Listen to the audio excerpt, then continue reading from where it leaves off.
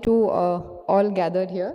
So this IC battling corneal emergencies is curated to highlight the basic aspects of dealing with the various kind of emergencies in cornea that we see in our day-to-day practice. So for this, we have a team of experts who will be speaking on the same.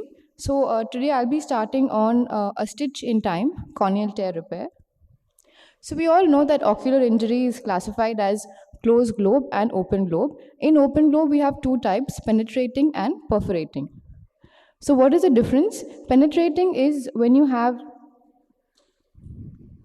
a partial thickness wound with an entry wound but no exit wound, and perforating is, can you see the slides?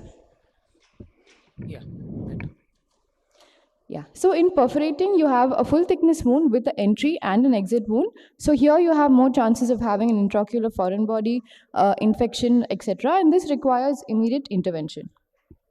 So how do we assess the patient? We have to ask for the history of injury, the time of injury, the nature of injury. That will give us a clue about any organic material or metallic IOFB.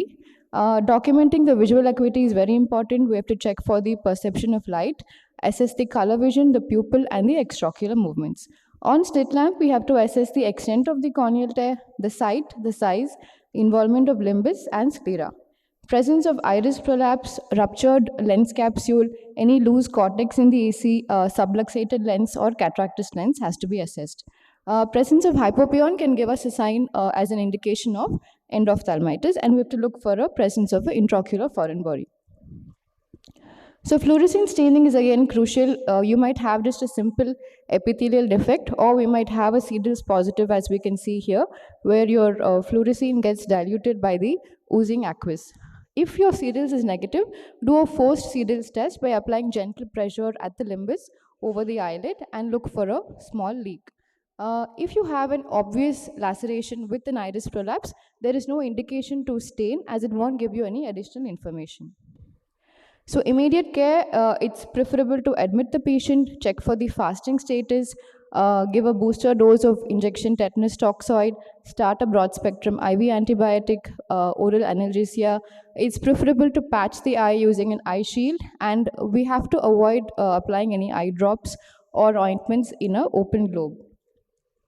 So imaging again is crucial if you have a suspicion of an intraocular foreign body. So X-ray can be done, but it's only for metallic foreign bodies.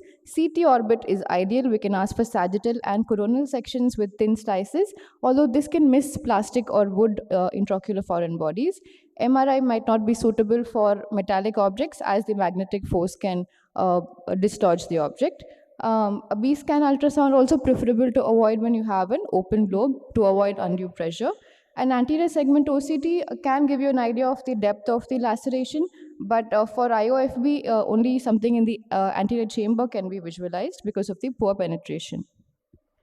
So here you have an illustration of a corneal tear with a metallic wire which was imaged in a CT scan. This has traversed the lens capsule as well. And here you have a B-scan image where you have a foreign body with a high spike and corresponding back shadowing, so probably a metallic foreign body. So do all corneal tears need to be sutured? So it depends on the type of injury. If it is a perforating or a full thickness tear, you have SUTURES positive, a flat chamber with active leak, a soft eye with iris prolapse, yes, it is mandatory to take up the patient. If you have a penetrating injury, which is a smaller wound of less than 2 mm, less than 50% of corneal thickness, away from visual axis with no surrounding edema, it can be observed by placing a bandage contact lens and starting lubricants and antibiotics. But a larger wound with a depth of more than 50% involving the visual axis, stellate, fine tears, or in pediatric age group, we have to suture them. So time of suturing is ideally as soon as possible because the risk of endophthalmitis increases with time, although a short delay is still preferred to improper management or suturing. So what are the goals of suturing? We want to make the wound watertight, we want to minimize scarring, we want to reduce the astigmatism and provide visual rehabilitation, and reduce the risk of infection. So we prefer general anesthesia, especially in children. If it is not possible, we can give a very cautious peribulbar anesthesia. We have to avoid topical proparacaine in an open globe injury. While placing a speculum, try to avoid undue pressure on the globe, avoid the surface antiseptic like povidone, and we can just irrigate the surface with balanced salt solution to remove the debris and contaminants. Once that is done, the size and the morphology of the wound is assessed. So what sutures do we prefer? If it's a corneal tear, we prefer a monofilament 10O nylon, for the limbus 9O, for sclera 8O, nylon or vicryl, and for stellate or very minute tears, we can use 11O nylon. If you have iris prolapse like this, it's preferable to make a side port incision away from the edge of the wound and inject viscoelastic or air through that, and we can gently use a spatula and sweep the iris away from the wound. It's preferable not to manipulate the iris through the wound itself. If you have iris at the wound but is not exited the wound, we can just gently reposit it back. But if iris has prolapsed out for more than 24 hours, it's preferable to abscise the iris to prevent introduction of surface epithelium or infection. So what are ideal sutures? They should be perpendicular to the wound at 90% depth and equidistant from the anterior edge of the wound. If you have a shelved wound like this, it's preferable to keep it equidistant to the endothelial side. And remember to bury all knots. So what should we avoid? Unequal wound bites like this can cause overriding. Shallow sutures can cause a posterior wound gape, and this will lead to aqueous getting exposed to the stroma and causing edema. And a full thickness suture, of course, is a pathway for microbial invasion. So every suture works via tissue compression. So every suture has a zone of compression which is closest at the plane itself, and then it gradually fades away. So ideally, two adjacent compression zones should overlap. If you have something like this where the zones don't overlap, there can be a wound leak. So when you have a corneoscleral wound involving the limbus, the first suture is preferably placed at the limbus for anatomical restoration, and then we suture the cornea and then move on to the sclera. When you have a linear corneal wound, we start from the two peripheries with long bites. The bites get progressively shorter towards the center. So at the periphery, your bites are longer, a little more tight, and a little more deep to flatten the periphery. At the center, they must be shorter, less tight, and less deep to steepen the center. We can try to avoid a suture just at the apex of the cornea. So when you have an angular corneal wound like this, we can place the first bite at the angle itself, divide that into multiple linear wounds, and then start at the periphery and move towards the center.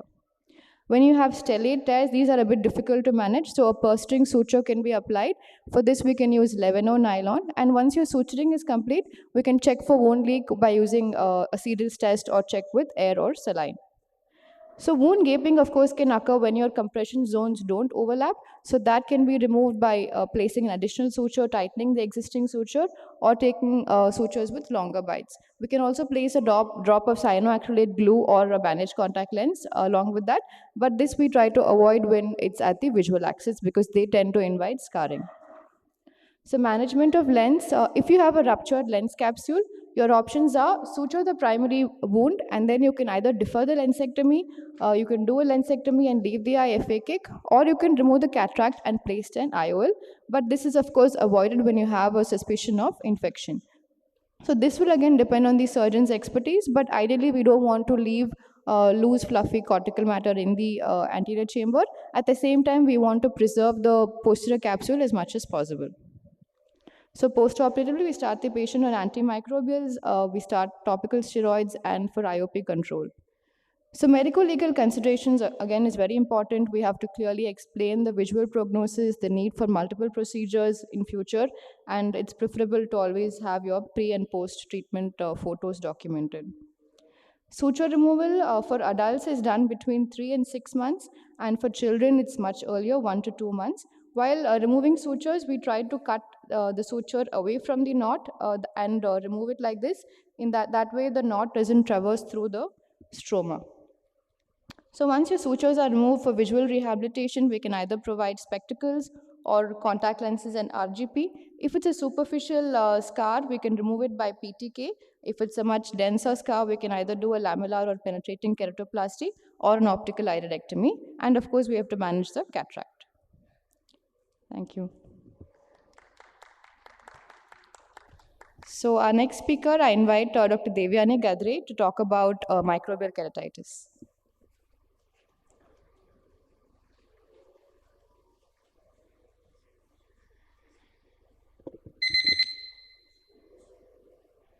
we have the presentation?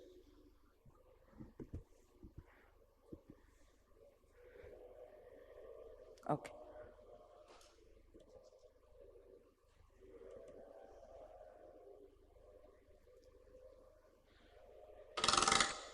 Right. Thank you so much for the kind invitation, Gayatri. At the outset, I would like to thank AIOC for this opportunity. My topic for today is worth a PhD, and I'm giving 10 minutes to it. So please excuse whatever I have missed out.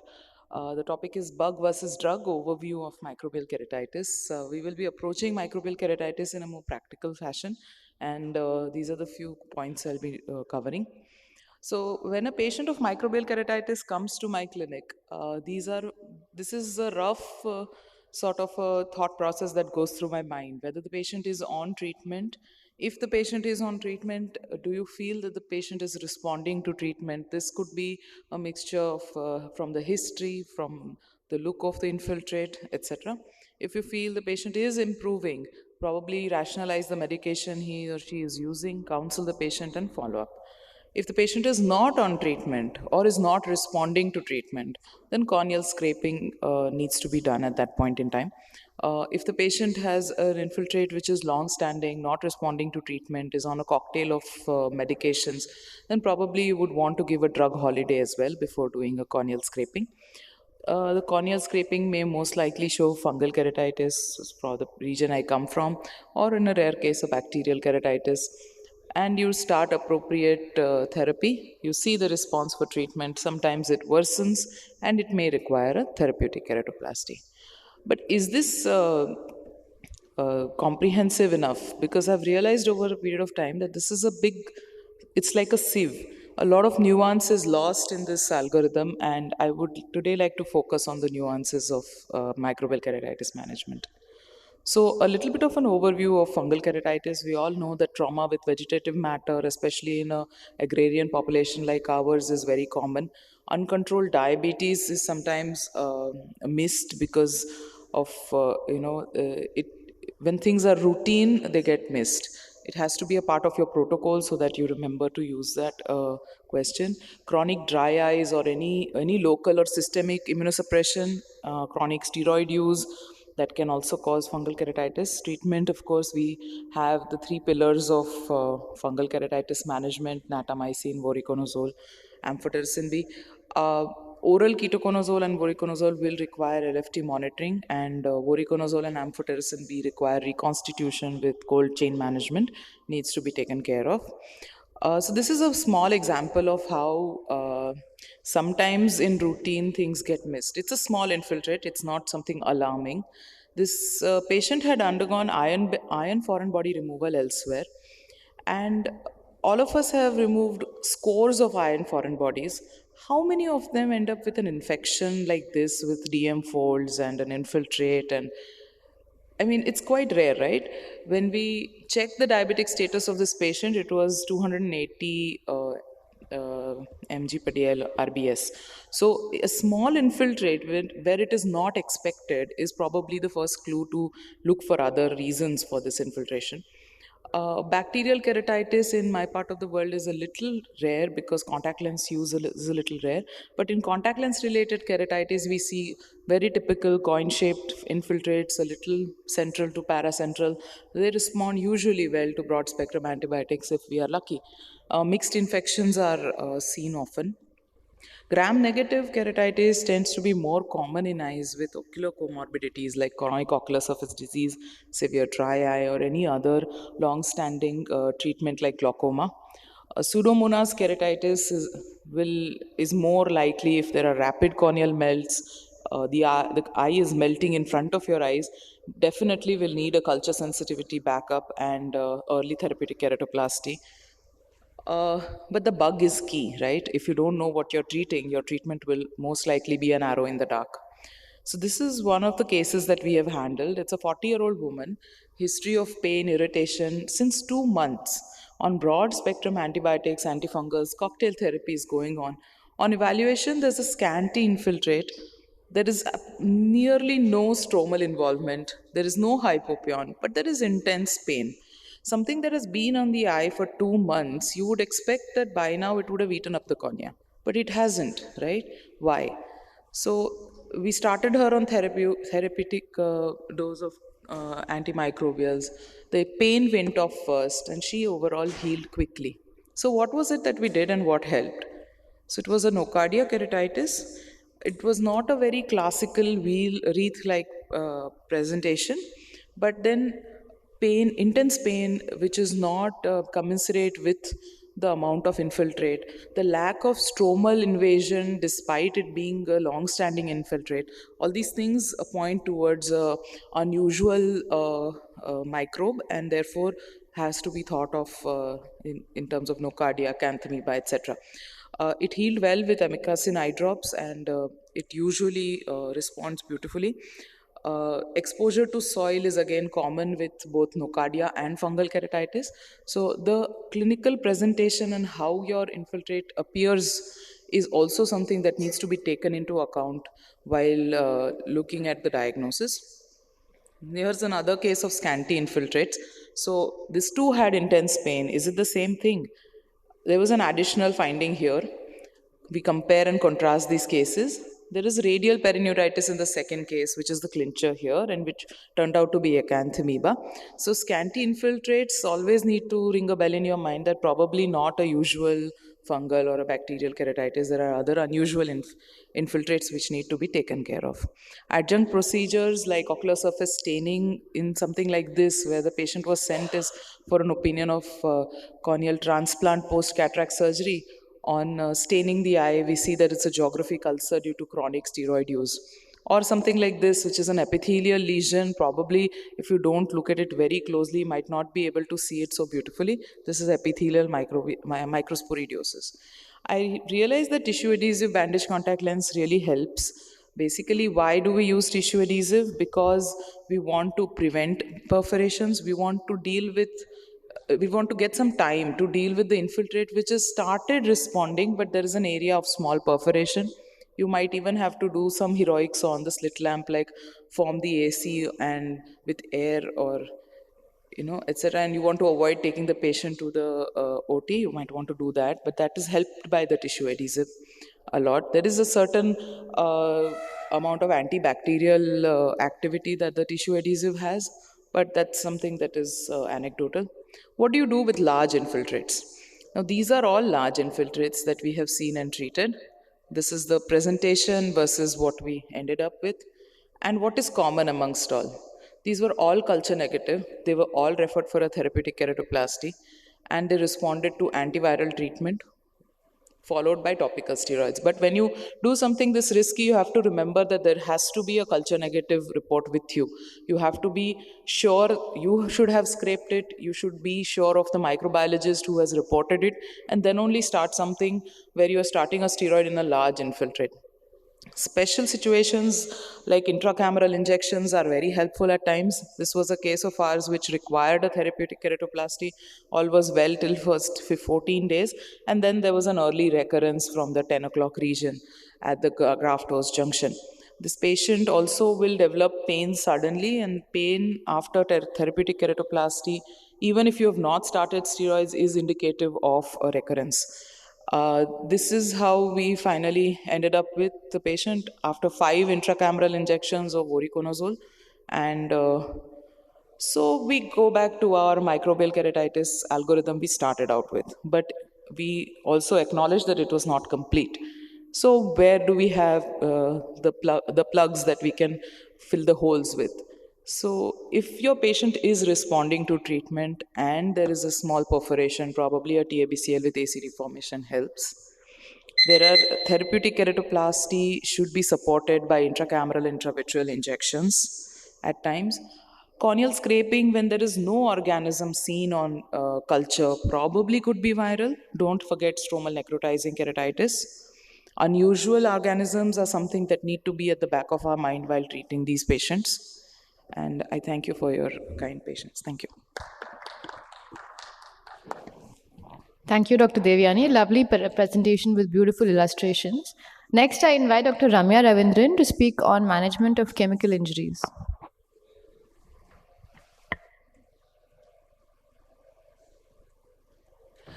So while Ramya sets up, sir, how do you deal with these unusual organisms? Anything particular, or is culture the only way to kind of confirm our doubts?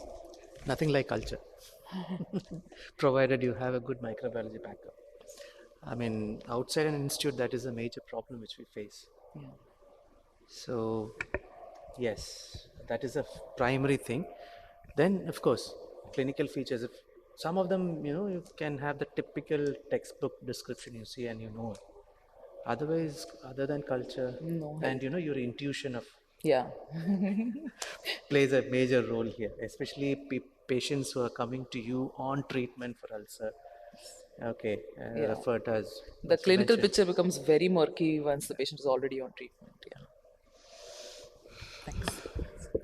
Good morning. At the outset, I again would like to thank Dr. Gayatri and AIOS committee for giving me this opportunity. We will be talking about the medical management for chemical injuries in the acute phase. So, the acute phase means a patient walks into your OPD. You can have a wide variety of presentation, ranging from molten metal injuries to something as innocuous as the picture on the right. So, the goals of the treatment would remain the same. You want to epithelialize to prevent a corneal melt, you want to manage IOP control, and control the inflammation. So, the step one, even before history, is to irrigate. Use whatever you have at hand. We have a wide variety of choices. Your OPD, you can use normal saline, balanced salt solution, ringer lactate, buffer solutions. Abroad, they have polyvalent amphoteric solution, which is supposed to help neutralize the pH faster. But the most important thing is to use what is available. There is a belief that tap water can cause corneal edema due to the hypotonicity, but the important thing is to do it immediately to bring the pH back to neutral and to use lots of irrigation, which means you continue irrigating for at least 30 minutes. And you check the pH every 15 minutes. You continuously irrigate and you try to remove as much of the debris as possible. Now, this is not without difficulties. Your patients are usually highly photophobic and they have blepharospasm. Children are quite uncooperative, and Lyme injuries are still very common in our country, unfortunately, and they have to be taken up for examination under general anesthesia. Do not wait for getting a better solution to wash. Availability is key. If you don't have pH strips in your OPD, they are really easily available. They're available on Amazon. But if you don't have pH strips, just continuously irrigate for about 30 minutes. You want to ideally pour the fluid from the nasal to the lateral side and have someone hold a kidney tray near the lateral side to hold the flow. Remember to get the fornices and every last inch of the eye. You can use a Morgan's lens, which is continuous irrigation via contact lens. Continuous flow is important. After you finish your irrigation, you take up your patient's slit lamp, stain, and assess. You get the history, find out what type of offending agent, whether it was deliberate, whether it was accidental. Then you assess the defect. You assess ischemia, look at the lids, look for debris, measure whatever is possible, and document. You can either take slit lamp photographs, or if you don't have a slit lamp photographer, you can go ahead and draw a corneal diagram, which is still very, very useful. Children definitely need an exam under GA. There is no compromise on that. If you think it's quite bad, you can refer earlier rather than later. Again, as I said, difficulties is if you have a patient who looks like this in the slit lamp, it's very difficult to assess what's happening, but don't forget to pull up the lids to look for the offending agent. Sometimes, especially these alkalis like lime, they form plaques under the lids and continuously release your offending agent, which will never allow the surface to heal. So then when we look at treatment, steroids remain the mainstay of treatment. We prefer giving prednisolone acetate or betamethasone. You can vary it from 4 times a day to an hourly dose depending on the injury and the defect size. Do not worry about the epithelial defect. Do not patch and wait for the defect to heal. Do not worry about an infection. We take this one step at a time. You have a very narrow window to make this work, 10 to 14 days, and after that, steroids can inhibit epithelialization and collagen synthesis. You want to decrease the dose or switch the steroids after this. Steroids reduce inflammation, which is critical for the healing, and to reduce your defect. Your defect will not heal without steroids. You can use adjuvant antibiotics and BCL for comfort if required, but this remains the most important medication in the acute phase. If by finger tension you feel the IOP is low, then it means the ciliary epithelium is damaged, then consider systemic steroids. And your acids versus alkalis.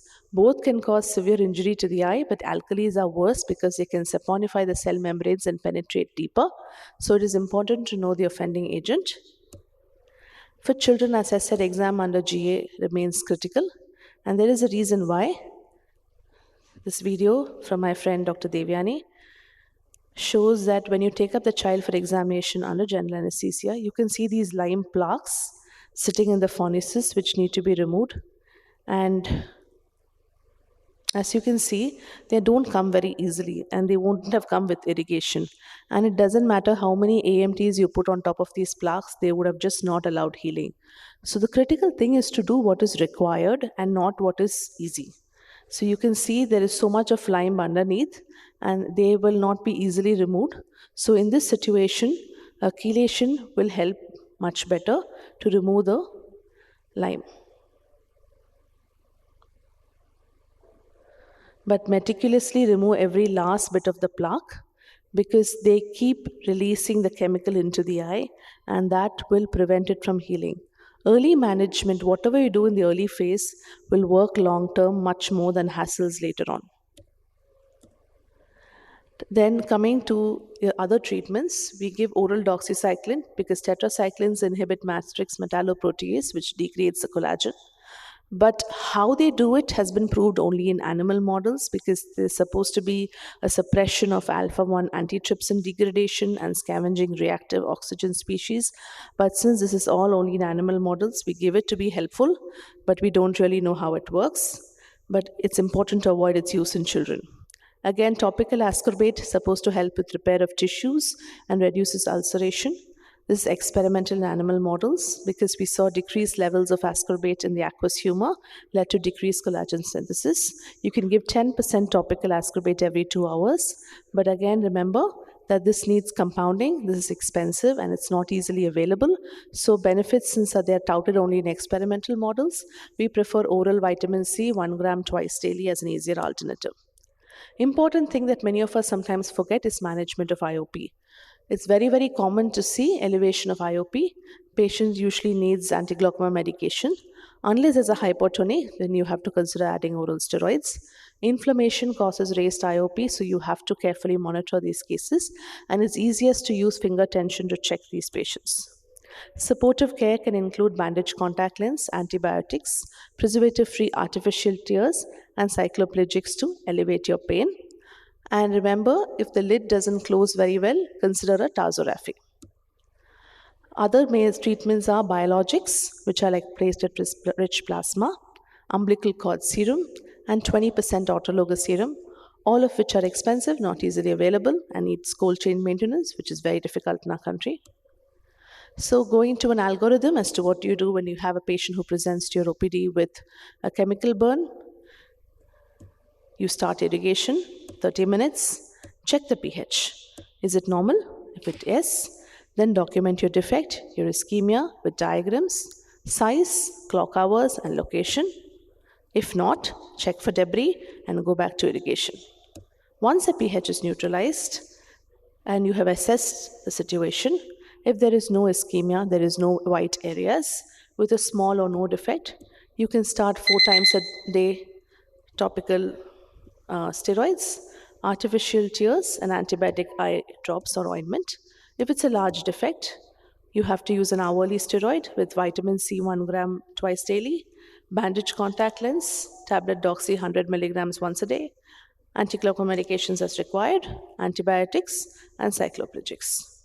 If you have very large ischemic areas, lid defects, or total defects, you need surgery with medical management. For large ischemic areas, you need tenonplasty, you might need tarsorrhaphy, and for total defects, alloslet along with AMT works wonders. For children, examination under GA remains key.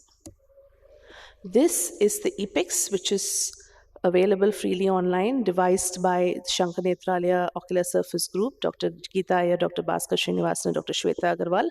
This really helps when you're in the OPD with a very acute chemical injury.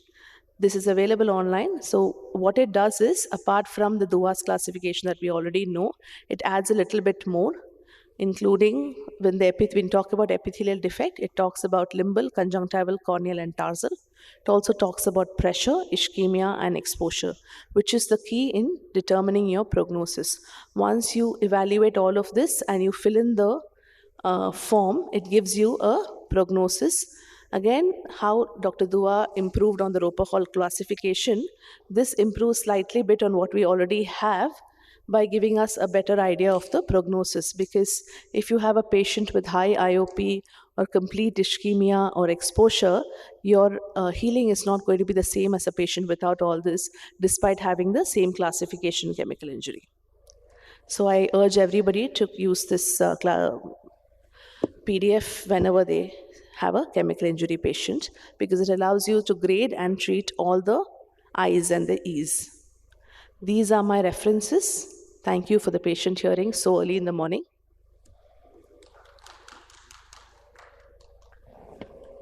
Thank you, Dr. Ramya. Very beautifully explained. I think a key point that she mentioned is timely referral. That's so important.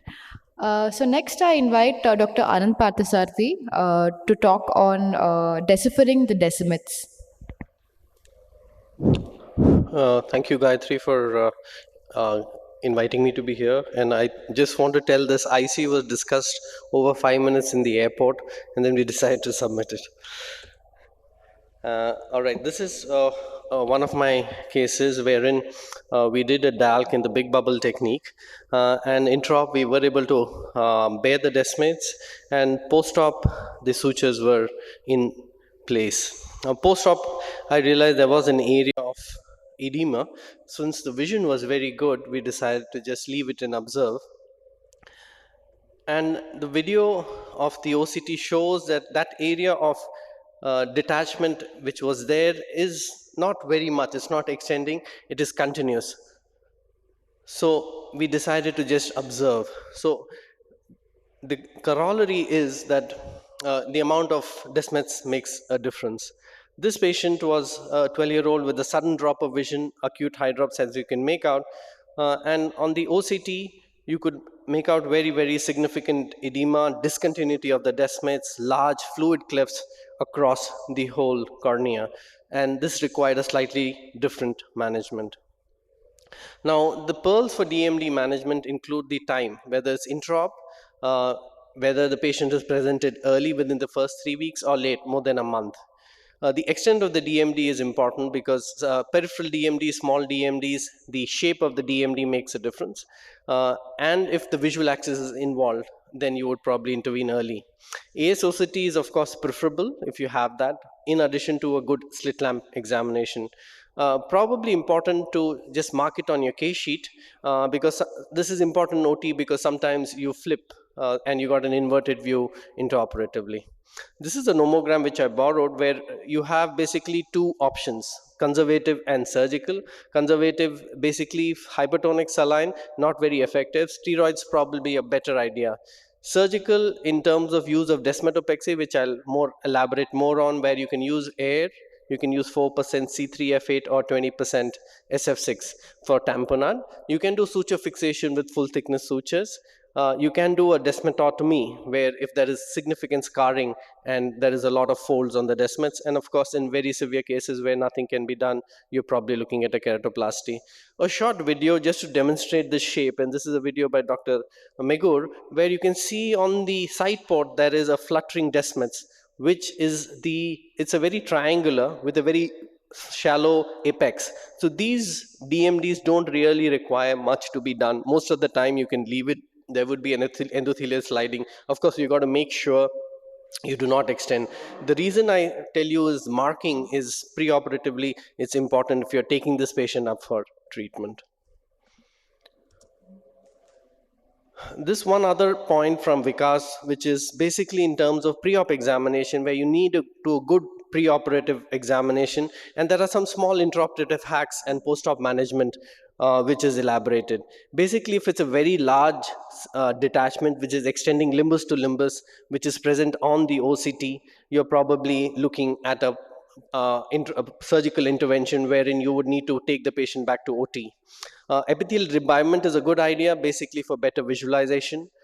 And what you would probably need to do is to know which is your attachment, which is the area of attachment through which you need to actually enter the anterior chamber. And once you have the clear area, in this patient, the attachment is more on the right side, the temporal side, and you got to make the port which is far away from the area of insertion. You got to make sure you have not entered the you're under the desmet. So touching the IOL is a good idea. If there is a PCIOL, you need a full AFL. If it's this amount, an option is to use SF6, or you can use air if you feel that it's a continuous and it's a very early detachment. So early detachment, air may be preferable. If there is not significant interface fluid, you're sure there's no viscoelastic in the interface, a gentle stroking usually is a good idea. You can take back the patient 2 hours later, do a burping of this amount of air. Since you got a full air fill, leave about 50%. This is basically to avoid pupillary block.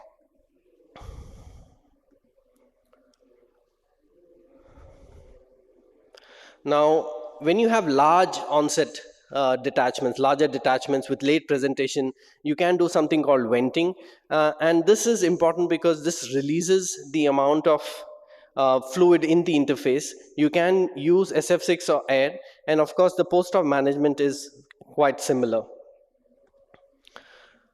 Now, in HYDROPS, when you have significant amount of edema, Dr. Chaurasia described a continuous compression sutures, which actually works well. And the concept is basically to squeeze out all the fluid from the interface. You can take full thickness sutures as well, avoid, of course, the visual axis. And in fact, on table, you find a lot of them actually start clearing up. Now, the aim is basically to make sure that the fluid in the cornea comes out very, very significantly. You can use air. I prefer to use SF6 for large detachments like the patient that I showed you on presentation.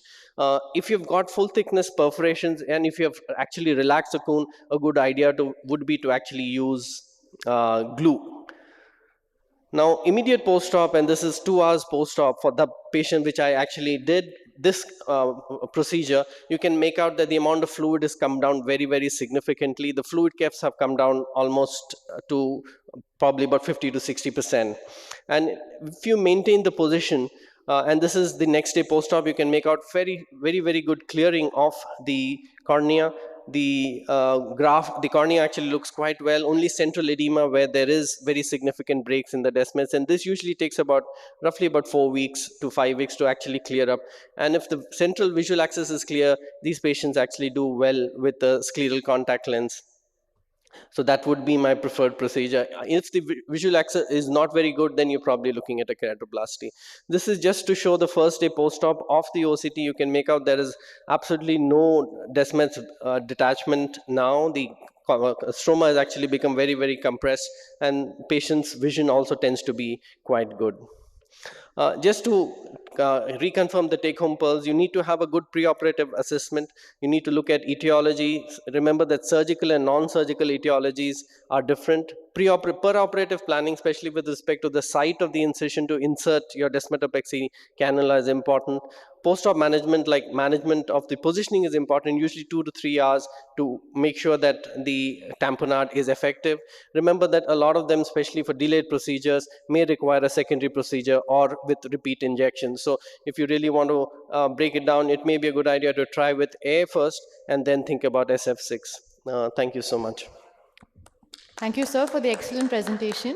I have a question. When you do a desmetopexy post-cataract surgery, do you prefer to make a side port and go through a cannula, or can we just use a 30 gauge needle? That's a good question. If it's a cataract, I think you could use the side ports. But if you have a good 30 gauge needle, if you're injecting gas, I would suggest use a 30 gauge needle because there's no fish egging. Just a hack that if you got multiple bubbles, just use a bud and just tap the sclera. Usually just it coalesces into a single bubble. Okay. So would you open up the previous side port, sir, or make a fresh one? If it's within 2 or 3 days, you'll know within a week it's really not a problem. There may be very mild epithelialization over the side port, but usually is quite effective. Okay. Thank you, sir. So next I would invite Dr. Vinay Pillai to speak on Halt the Melt, Tackling Immune Keratitis.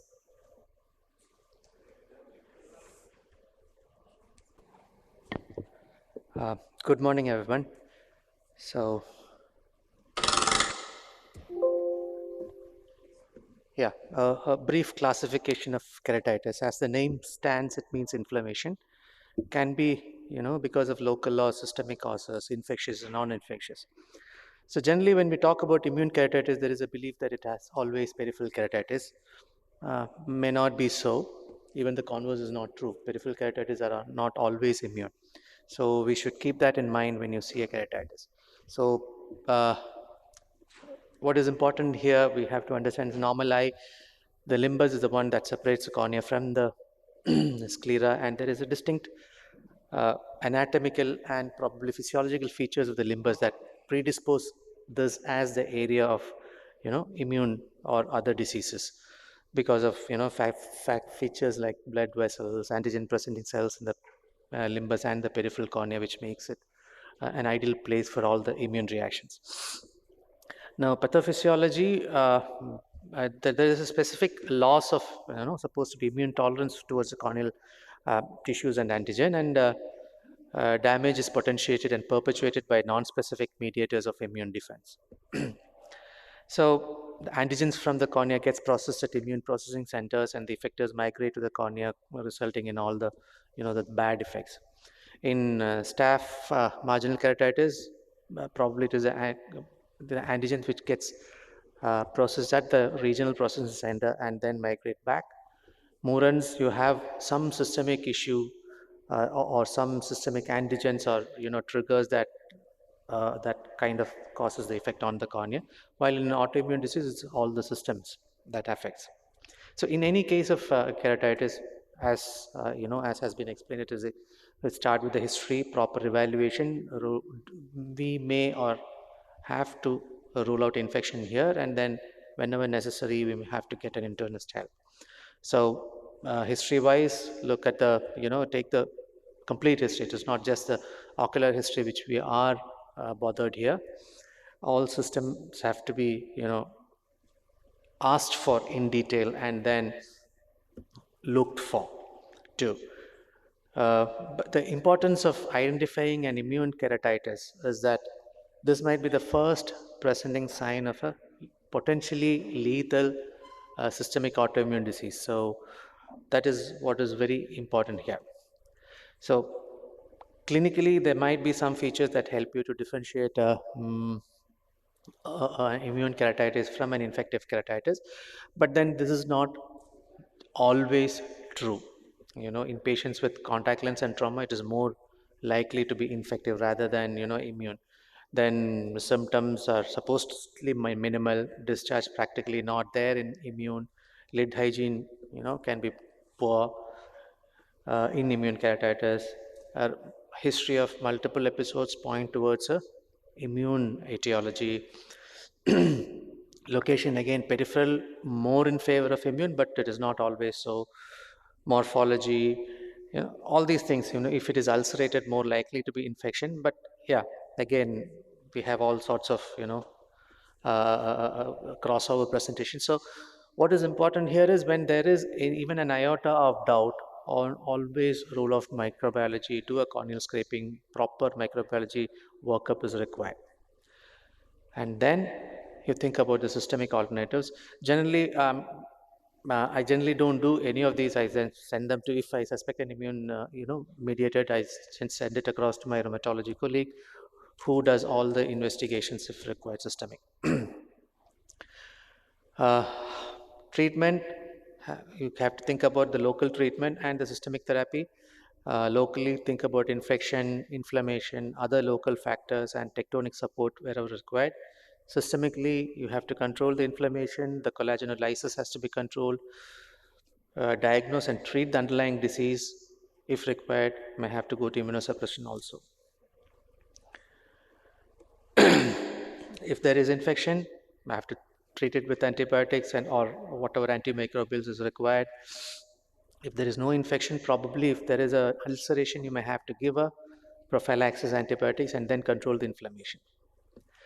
So the principles of treatment in immune keratitis is basically, probably we can say, is aimed at promoting the epithelial healing, controlling and eliminating the inflammation, limiting the ulceration and the stromal loss. In cases where there is stromal loss, support the stromal repair and maintain the integrity of the globe. So to promote healing, tear substitutes, punctal occlusion, autoserum tears, as has been mentioned, for the chemical, all these things help. Inflammation, topical steroids is a mainstay. Then if you're thinking in terms of autoimmune diseases, we have to think about systemic steroids or immunosuppressives, where we need the help of an internist or a rheumatologist. Limit the ulceration, reduce the collagenolisis. What is commonly used is doxycycline. The others may have a role if you have access to these. Vitamin C may help here. Then to maintain the integrity of the globe, in peripheral ulcers, especially Moorens, if there is active inflammation going on, you can think about resection, conjunctival resection, along with the cyanocolate glue to support the, the thinned cornea, bandage lens to make the patient asymptomatic. Can consider amniotic membrane graft in such extensive, if thinning, it's not a real great option for tectonic support, but helps in epithelialization. Then for real tectonic support, we have to think about grafts either in cornea or other biological tissues like sclera in various shapes, forms of letters, all those things. Okay, so basically it depends upon where the thinning or the melt is, and what is the shape. Most of the cases we may need to have a freehand dissection here rather than what we are used to using trephines and such. So in nutshell, in immune keratitis, our first role, or any keratitis, the first thing to do is to rule out an infection. The next is to arrive at the cause of the keratitis. Then if it is immune, we have to control the inflammation, both local and systemic, and maintain the integrity of the globe and achieve as normal a healing as possible.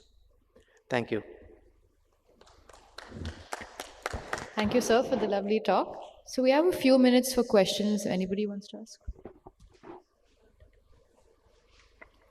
Sir, for immune-mediated keratitis, impending perforation, when you send it to an immunologist, sometimes they say the RA, if it's a patient of RA, it's the RA fat, it's under reasonable control if there is no systemic flare-ups. Then how do you convince them to start something very immediate? Very difficult unless you have an immunologist who is working with you constantly, who knows what you want. Okay, generally I've been lucky because I have an immunologist who's young, who's very, dynamic, active. So if you tell him that this is immune and is not going to respond with local treatment, he generally starts. So it's your, kind of personal interaction that is more important.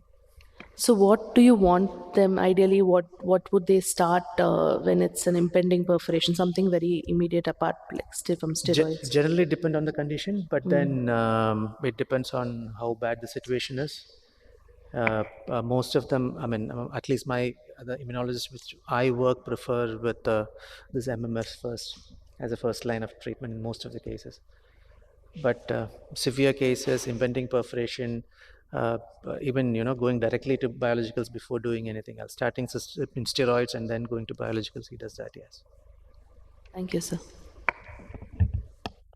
I have a question for Dr. Devyani. So when you see a contact lens keratitis, small or big, on day one, and you have the sample, do you send all the contact lens and solution? Most of the times, what happens is that the moment the patient gets an infection, they get rid of the contact lens. So if they do have the contact lens with them, I do send it for culture. But scraping is essential because with the contact lens, you are always afraid that it could be acanthamoeba, and you don't want to be caught, unaware. Treating it for just on the basis of clinical suspicion may not be the best thing, especially in two situations: contact lens and any local immunocompromise. So in these two situations, I would always culture. And do you cut the contact lens and dab it on the plates? Or yeah, so I would call for a separate culture medium only for the contact lenses, split it into half and put it for fungal and bacterial. And the solution? Solution usually I you have don't not send, okay. sent till now. I just wanted to ask because seems to be a change because what the traditional teaching was to really because it doesn't kind of match and most contact lenses if they are bacterial contact lens keratitis so usually a broad spectrum usually responds but since you've done contact lens cultures is there a correlation? Sorry. Is there a correlation between So what you yeah, get? my experience also has been that they are usually bacterial and they usually do respond. It's mostly because of I think overuse or on the other spectrum underuse of contact lens. It's not a regular maintained contact lens use that is the cause for the contact. You get the same organism in the cornea that you get on the contact lens. That is my question. Yes. Usually does correlate. Yes. I actually have had only once that something has grown out of the contact lens. Honestly, otherwise it's usually the corneal scraping that gives me the clue. Because what my impression is, since now contact lenses are available online, most of the young people just buy it online, start using it. I recommend that just start a broad spectrum antibiotic. My preference is gatafloxacin. Combined with any of something to cover gram positive as well, like a 0.5%, sir, or 0.3? point. I think it really may not really make that big of a difference, but if you have access to higher concentration, of course it's a better idea because you'll get better chance of converting because of the higher MICs. Thank you. Okay, so I think, I think we are up. that comes to the end of the IC. Thank you for joining me here. Thank you everyone.